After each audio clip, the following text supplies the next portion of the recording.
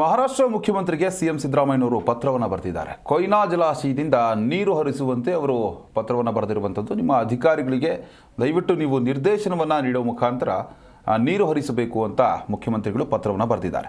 2 ಪುಟಗಳ ಪತ್ರವನ್ನು ಸಿಎಂ ಸಿದ್ದರಾಮಯ್ಯ ಬರೆದಿರುವಂಥದ್ದು. ಉತ್ತರ ಕರ್ನಾಟಕ ಜಿಲ್ಲೆಗಳಲ್ಲಿ ಕುಡಿಯುವ ನೀರಿಗೆ ಈಗ ಅಭಾವ ಉಂಟಾಗಿದೆ.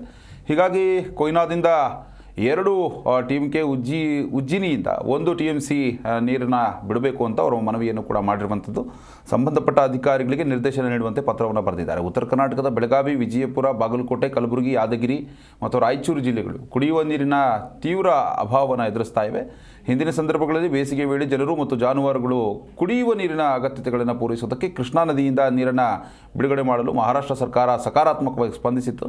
ಈಗ ಕರ್ನಾಟಕ ಸರ್ಕಾರ ಈ ಮೂಲಕ ಮಹಾರಾಷ್ಟ್ರ ರಾಜ್ಯಕ್ಕೆ ಪ್ರಾಮಾಣಿಕ ಧನ್ಯವಾದಗಳನ್ನು ತಿಳಿಸುತ್ತದೆ. ಪ್ರಸ್ತುತ ಏರುತ್ತಾ ಇರುವಂತಹ ತಾಪಮಾನ ಮತ್ತು ಹಿಪ್ಪರಗಿ ಬ್ಯಾರೇಜ್ ಮತ್ತು ಇತರ ಸ್ಥಳೀಯ ಜಲಾಶಯಗಳಲ್ಲಿ ಅಸ್ತಿತ್ವದಲ್ಲಿರುವಂತಹ ಶೇಖರಣಾ ಮಟ್ಟಗಳು 2025ರಲ್ಲಿ ಮುಂಗಾರು ಹಂಗಾಮು ಪ್ರಾರಂಭವಾಗಿರುವುದರಿಂದ ಕೃಷ್ಣಾ ಜಲಾನಯನ ಪ್ರದೇಶದ ಉತ್ತರ ಕರ್ನಾಟಕ ಜಿಲ್ಲೆಗಳ ಕುಡಿಯುವ ನೀರಿನ ಅಗತ್ಯಗಳನ್ನು ಪೂರೈಸೋದಕ್ಕೆ ಸಾಕಾಗ್ತಾ ಇಲ್ಲ. ಹೀಗಾಗಿ ಕೊಯ್ನಾ ಜಲಾಶಯದಿಂದ ನೀರು ಹರಿಸಿ ಅಂತ ಅವರು ಮನವಿಯನ್ನು ಮಾಡಿದ್ದಾರೆ.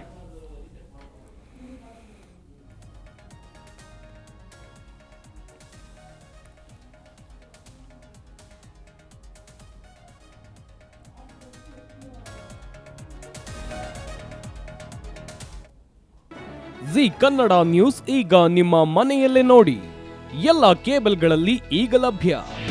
ನಿಮ್ಮ ನೆಚ್ಚಿನ ಜಿ ಕನ್ನಡ ನ್ಯೂಸ್ ಈಗ ಸನ್ ಡೈರೆಕ್ಟ್ ನಲ್ಲಿ number 292, Tata play number 1664, Jio TV number 1334, NXT digital number 30, in cable number 30, city networks 51, U digital number 162, GTPL number 17, Rockline telecommunications number 42, Shri Basaveshwara cable number 168, rural cable network 60, Vinayaka digital 57, Abhishek cable 821, city channel 53, Siddeshwara cable network 57, V4 digital Infotech 628, Surya digital networks 53, Gajanan digital number 836, Malnad Infotech Private Limited number